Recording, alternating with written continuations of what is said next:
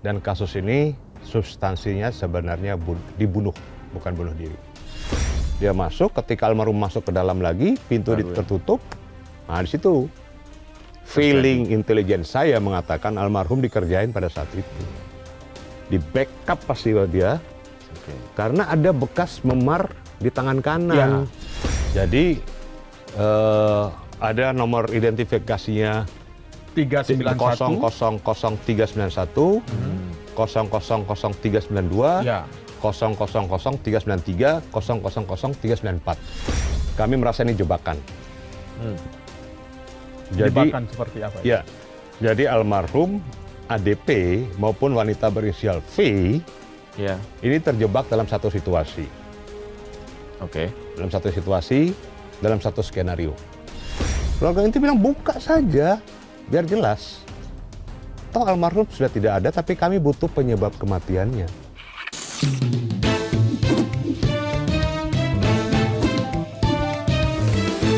To the point aja. Halo Sobat Sindo, lebih dari 4 bulan, tabir gelap kematian diplomat muda Arya Daru Pangayunan masih menyelimuti. Tewas dalam balutan misteri, status perkara tak kunjung diselidiki. Polisi menyebut 24 kali check-in hotel. Bukanlah kisah sembarangan. Di balik kabar bunuh diri yang terus digaungkan, mungkinkah tersembunyi isyarat gelap tentang pembunuhan? To the point aja. Kita berbincang dengan penasehat hukum keluarga Arya Daru Pangayunan, Nikolai Aprilindo. Bang Nik. Selamat malam Bang Nik. Malam. Ketemu gak lagi? Ya. Jadi kalau kita lihat, ini kabar bunuh diri digaungkan di awal. Kemudian check-in 24 kali, check-in hotel 24 kali. Ini kesannya untuk membangun narasi-narasi yang negatif agar publik menangkapnya bahwa ini ada ya semacam percintaan segitiga atau apapun itu yang mendiskreditkan. Keluarga bagaimana responnya Bang Nik? Ya, jadi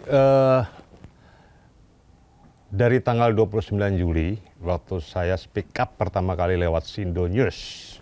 Oh iya. Ya kan? Ya. Begitu habis konvers, saya speak up lewat Sindo News. Saya sudah mengatakan bahwa kasus ini penuh rekayasa. Dan kasus ini substansinya sebenarnya dibunuh, bukan bunuh diri.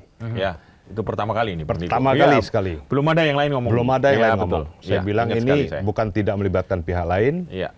Dan bukan tidak ada tidak pidananya, tapi ini ada pihak lain dan ada tidak pidana. Itu saya sampaikan. Nah, kemudian berkembang, konvers polisi kan menyatakan bahwa tidak melibatkan pihak lain dan tidak pidana. Tapi kami melakukan investigasi secara diam-diam. Dan kami banyak menemukan fakta-fakta kejanggalan-kejanggalan. Nah inilah yang akhirnya waktu itu kami belum dihubungi sebagai kuasa hukum. Kami masih independen, mencoba untuk menginvestigasi apa sih sebenarnya yang terjadi. Saya penasaran juga. Kemudian tanggal 22 Agustus, 21 saya dihubungi, diminta sebagai kuasa hukum dari keluarga almarhum. Saya bersedia. Jadi saya bilang, oke, saya bantu, tapi saya minta keterbukaan, kejujuran dari pihak keluarga. Dari pihak keluarga. Ya. Dan saya tidak memungut sepeser pun, ini pro bono, tidak ada sponsor, semuanya kami lakukan secara pribadi dari kami. Khususnya saya sama Mas Dwi awalnya, Dwi Librianto. Kebetulan Dwi Librianto itu masih keluarga dari ibu mertua. Oh, ibu mertua. ADP. Dalam perjalanan setelah kami melakukan investigasi, terus kemudian kami mendapatkan surat kuasa, kami mencoba menggali. Dan ditemukanlah beberapa kejanggalan-kejanggalan. Kami berusaha untuk bersurat ke Polda Metro Jaya, ke Barreskrim Polri, ke Kapolri, ke Panglima TNI, ke Menlu, ke LPSK. Kami bersurat. Yang pertama menanggapi adalah Menlu. kami diberikan waktu untuk beraudiensi dengan Menlu. Dalam audiensi itu Menlu menyampaikan sangat berterima kasih dan kehadiran penasihat hukum yang diharapkan dapat membantu untuk mengungkap kasus ini secara terang benderang. Dari Menlu keluar kata-kata itu. Ya. Menlu didampingi oleh Yuda Nugraha waktu itu sebagai Direktur PWNI. Sebagai Ya. atasannya Arya Daru ya. Atasan Arya Daru langsung dan oleh Pak Tony juga ada situ Ya. di Kemlu. Nah setelah itu kami mendapat support dari Menlu untuk kita mengungkap kasus ini secara terang benderang. Kami action dan kami minta supaya tinjau lokasi, kami ke rooftop melihat lokasi, dibuka akses oleh Menlu. Nah, Termasuk ruang kerjanya Arya ruang Daru. kerja dibuka akses.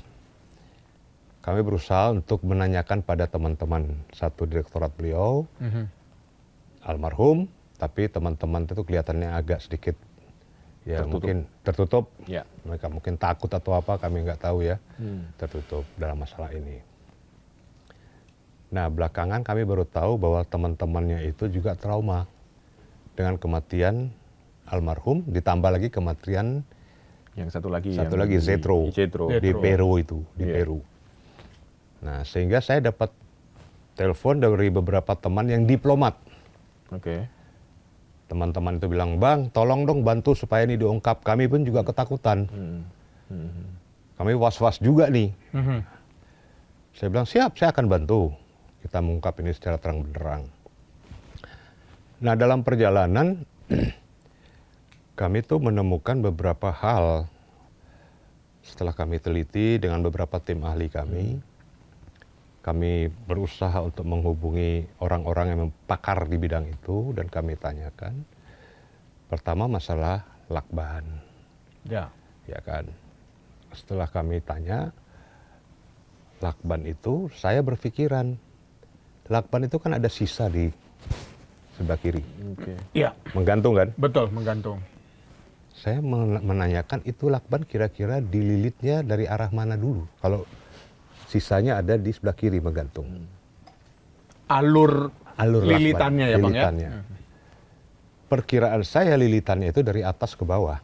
Perkiraan saya Ya. karena akhirnya kan di bawah. Ya. Kemudian saya bertanya juga, apa mungkin hanya satu sidik jari yang lengket di lakban itu? Ya.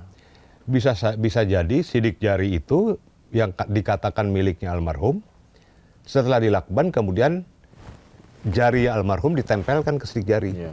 Namanya pembunuhan berencana secara Iya. profesional. Ya kita kalau pernah lihat beberapa kasus pembunuhan, misalnya senjata habis dipakai untuk menusuk atau menembak itu dikasih Kemudian ditempelkan tempelin. di tangannya. dipegangkan di tangan korban, nah, sehingga sidik jari korban. Dan saya melihat kan ini pasti profesional karena melakukan tanpa ada jejak, dengan begitu rapi, berarti pakai sarung tangan dan sebagainya. Kemudian kami bersurat ke Polda untuk minta audiensi, belum dijawab.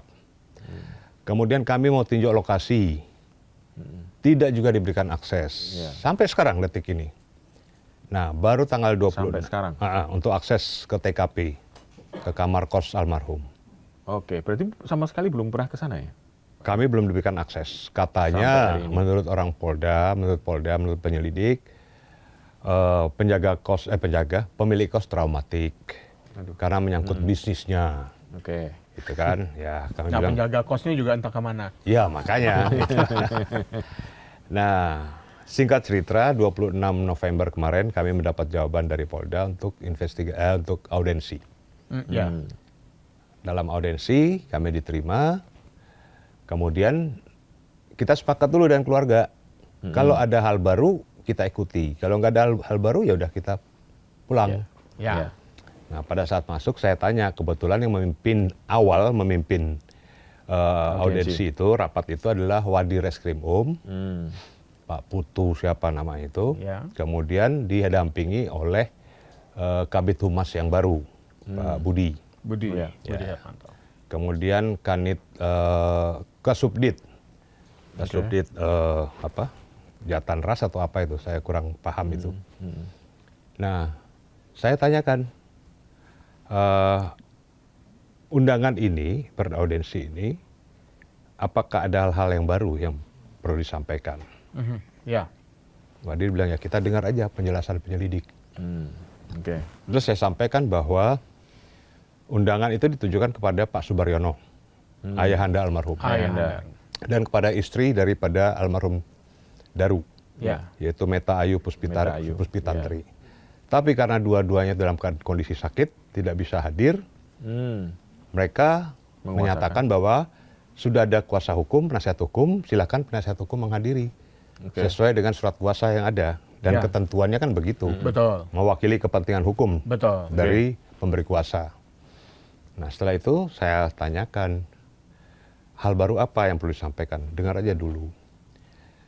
Tapi dalam perjalanan saya lihat tidak ada hal baru, hanya yang mau disampaikan tuh yang konvers yang Yang itu di recycle kembali, di recycle ya Bang ya. seolah-olah mau di-recycle kembali. Saya udah membaca, ini kayaknya hanya untuk meyakinkan kita. Nah, langsung di situ saya mulai Oke.